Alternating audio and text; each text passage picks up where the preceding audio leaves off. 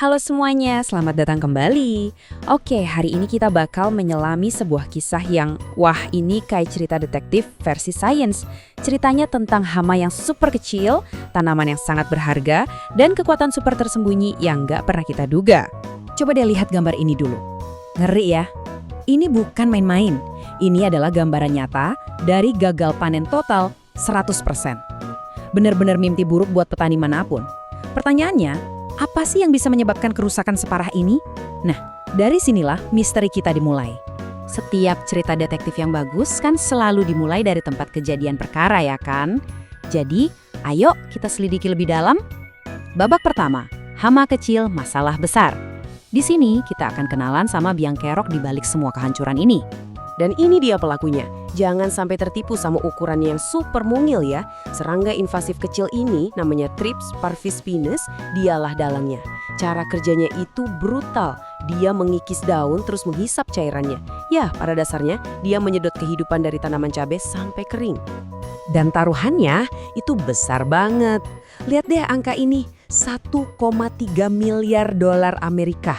Wow, sebanyak itulah nilai ekspor cabai kering dari India yang terancam setiap tahunnya gara-gara hama kecil ini. Jadi, ini bukan lagi sekedar masalah pertanian biasa, ini udah jadi krisis ekonomi. Terus, kenapa susah banget sih buat diberantas?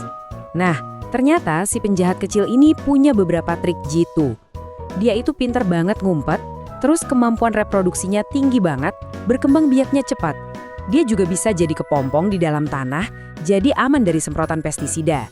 Dan yang paling bikin pusing, dia makin lama makin kebal sama pestisida. Jadi, cara-cara lama yang kita pakai itu udah nggak mempan lagi. Nah, karena cara-cara lama udah gagal, ini memicu perburuan besar-besaran untuk mencari solusi baru. Inilah babak kedua kita, perburuan cabai hebat. Dengan musuh yang sekuat ini, para ilmuwan pada dasarnya lagi mencari sesosok pahlawan yang bisa menyelamatkan situasi. Dan pencarian ini dilakukan dengan sangat teliti. Bayangin aja ini kayak audisi super ketat. Para ilmuwan mulai dengan 481 jenis tanaman di lapangan. Dari situ disaring lagi, cuma 8 yang paling oke yang dibawa ke rumah kaca. Dan akhirnya cuma 14 finalis terkuat yang masuk ke babak pengujian di laboratorium. Proses eliminasi yang luar biasa ketat buat nemuin satu-satunya juara bertahan. Proses tadi membawa kita ke momen Eureka dalam investigasi ini. Ya, ini dia bagian menemukan sang juara. Jadi pertanyaannya sekarang, setelah menyaring ratusan tanaman, yang mana sih yang pegang kuncinya? Di antara semua kandidat itu, siapa yang menyimpan rahasia perlawanan terhadap si hama?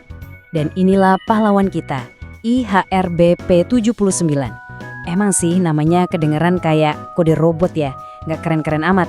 Tapi di dalam kode genetiknya tersimpan kunci buat menyelamatkan industri cabai. Nah, ini buktinya. Lihat ya perbandingannya. Di sebelah kiri, itu daun dari tanaman biasa setelah 48 jam digempur Thrips. Hancur lebur kan? Tapi lihat yang di sebelah kanan, itu daun dari pahlawan kita, si IHRB PHP79.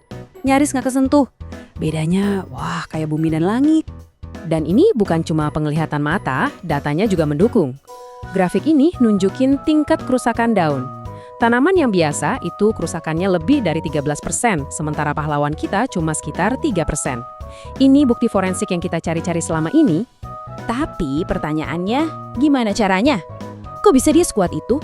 Nah, ini membawa kita ke bagian selanjutnya yang paling seru. Tanaman melawan balik. Jadi senjata rahasia tanaman ini namanya antibiosis. Ini istilah kerennya. Tapi intinya gini, ini adalah sebuah kondisi di mana satu makhluk hidup menghasilkan zat yang berbahaya buat makhluk hidup lain. Jadi tanaman ini nggak cuma sekedar alot atau keras, tapi dia secara aktif menyerang si hama. Dan kita bisa lihat dampaknya langsung ke kemampuan si Thrips buat berkembang biak. Grafik ini nunjukin jumlah nimfa atau gampangnya bayi Thrips yang berhasil lahir. Di tanaman biasa rata-rata ada hampir 4 nimfa baru.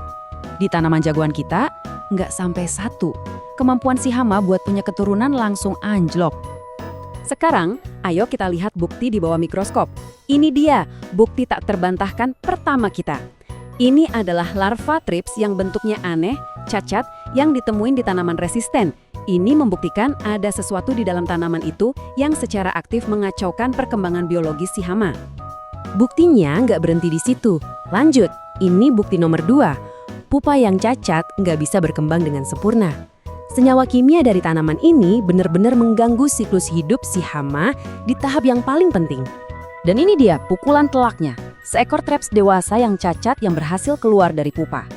Ini adalah bukti final yang nggak bisa dilupakan, bahwa zat kimia tanaman ini secara aktif merusak si hama, mencegahnya jadi dewasa dan berkembang biak. Tanaman ini benar-benar melawan balik. Jadi, apa artinya semua penemuan ini? Nah, ini membawa kita ke bagian terakhir kita, cetak biru untuk masa depan. Dan hal yang paling penting untuk kita pahami adalah, ini bukan cuma soal satu tanaman yang kebetulan kuat, bukan. Si IIHRB HP79 ini adalah donor genetik. Dia adalah cetak biru untuk menciptakan generasi baru tanaman yang tahan hama. Ini baru permulaan dari sesuatu yang jauh lebih besar.